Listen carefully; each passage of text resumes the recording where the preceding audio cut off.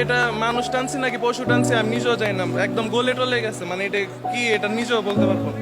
জেনেছি যে এখানে 19 জন এ পর্যন্ত মারা গিয়েছে।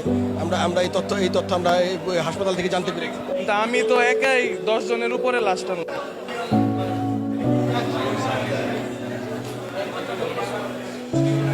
মৃত্যুর সামনে মাইলস্টোন স্কুলের দুজন শিক্ষার্থীকে আমরা দেখতে পাচ্ছি। আমরা তাদের সাথে কথা বলার একটু চেষ্টা করব।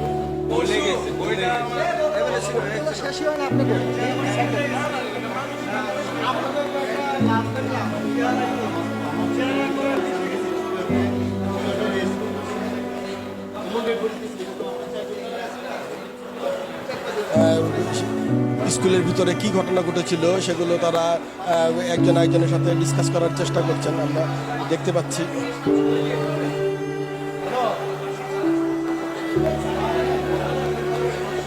ভাইয়া, আপনি কি স্কুলে ছিলেন? আমরা কলেজে ছিলাম।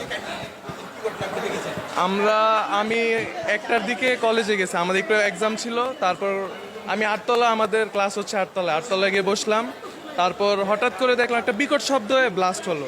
এটা হচ্ছে আমাদের জুনিয়রদের ক্লাস 7 পর্যন্ত মনে হয় ক্লাস, ওইখানে দোতলা বিল্ডিং। তো ওইখানে হলো, নিচে নেমে দেখি সবাই এক একজন অবস্থা খারাপ, মানুষ গলে টলে গেছে। এই যে লাশ টানাটানি সব কিছু শেষ করে মাত্র আসলাম, আমাদের এক ফ্রেন্ডের বোনের হাত একদম পড়ে গেছে। এখন আসলাম ওকে দেখতে আর কি, আর ওর ছোট ভাই বোনেরা আছে ওদেরকে দেখতে আসলাম। ওদের 7 পর্যন্ত প্রাইমারি ছিল আর কি। এর পাশে আমাদের কলেজ ছিল। কলেজে যখন ছুটি হয়েছে এর একটু পরে, যদি আরেকটু আগে হইতো তাহলে অনেক মানুষ মারা যেত। এবারও তো মারা গেছে, কিন্তু ভালো নিউজ তো দিতেছে না, ওরা রাইট নিউজ দিতেছে না। নিউজে দেখলাম একজন, কিন্তু আমি তো একাই 10 জনের উপরে লাশ টানলাম। আমরা জেনেছি যে এখানে 19 জন এ পর্যন্ত মারা গিয়েছে। আমরা এই তথ্য আমরা হাসপাতাল থেকে জানতে পেরেছি।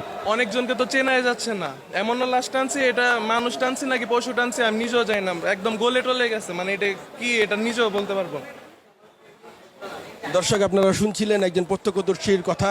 উনি যেমনটা জানালেন যে ভেতরে যে লাশের যে সারি রয়েছে সেগুলোর সঠিক তথ্য এখনো পর্যন্ত কেউ পায়নি, এবং ভেতরে যে আপনার বিমান ক্রাশের পরে যে ভিতরের যে অবস্থা হয়েছিল